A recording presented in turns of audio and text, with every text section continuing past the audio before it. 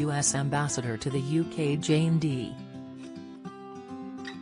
Hartley sidestepped a question focused on Prince Harry and Meghan Markle as she appeared on the BBC's Sunday with Laura Kuenssberg programme. Interviewed by the broadcaster's former political editor, the diplomat discussed her first 8 months in her Britain-based role, during which she was able to present her letter of credentials to Queen Elizabeth II, meet the new monarch and see 3 different prime ministers leading the UK. After asking her guest about the promised US-UK trade deal and the issues surrounding the Northern Ireland Protocol, Ms. Kuenssberg wanted to hear from Ms. Hartley what Americans think of the Duke and Duchess of Sussex. She asked, "You've been here at an extraordinary time, as you said. You were sworn in when the Queen was still alive and you've met the new king now. There has also been huge attention and discussion of Harry and Meghan's move to the US. Is there a lot of sympathy for Harry and Meghan in America, do you think?" The ambassador deflected the question, saying she doesn't like to enter family dynamics. She candidly replied, "I never like to go into family dynamics because I'm from a very big family myself. And you know we never talk publicly about whatever our own tensions, and by the way, I am very close to my family." As Ms. Kuenssberg chimed in and joked, saying, "Just for the record," the ambassador continued, "Just for the record, my son is here, I am seeing him for dinner with my daughter-in-law tonight. My daughter is in New York, I miss her terribly, she comes over, and my husband is here about half of the time." Ms. Kuenssberg tried to probe again Ms. Hartley, asking, "But this isn't just a private family matter, this has been a huge story, and it does certainly seem on the other side of the Atlantic that there has been a very genuine swell of support for Harry and Meghan. Do you think that the reputation of the royal family has been damaged or tarnished somehow by all of this?"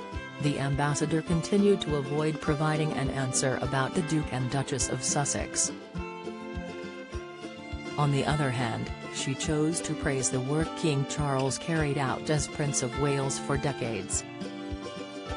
She said, "I will only give you my personal opinion, and remember I have not been living in the United States, I've been living here, but as you said I met the King and I was up in Scotland at Dumfries House a couple of weeks ago. And I think one of the things that would be important for the UK public, and frankly for the American public, to know is how much good the Prince then has done in terms of Prince's trust and other things. That message is not out there. I am particularly interested in it because one of the things I want to work on at the embassy is what we do with young people and how we make sure they have the right skills for the next generations of whatever is coming in terms of technology, and I think that working with employers, which the Prince's Trust has been doing, and apprenticeship and training to make sure the next generation has skills and also hope, and I want to commend them from what they did, and I think more people should know about it." Prince Harry and Meghan relocated to the US in March 2020, just days before they officially stepped down as full-time working members of the firm. They have since established their new organization, Archewell, which includes 2 production powerhouses and a non-profit. Following their bombshell interview with Oprah Winfrey in early 2021, the Duke and Duchess of Sussex spoke about their romance, struggles with media attention and relationship with the royals in a 6-part Netflix documentary released in December. Harry also delved further into these topics in his 416-page-long memoir, Spare. While the Sussexes used to enjoy a high level of popularity across the pond, and gained sympathy among many following the claims and revelations made to Ms. Winfrey, a recent poll suggested the tide may have turned. A comparison with a similar poll carried out in December shows Harry's popularity dropped 45 points.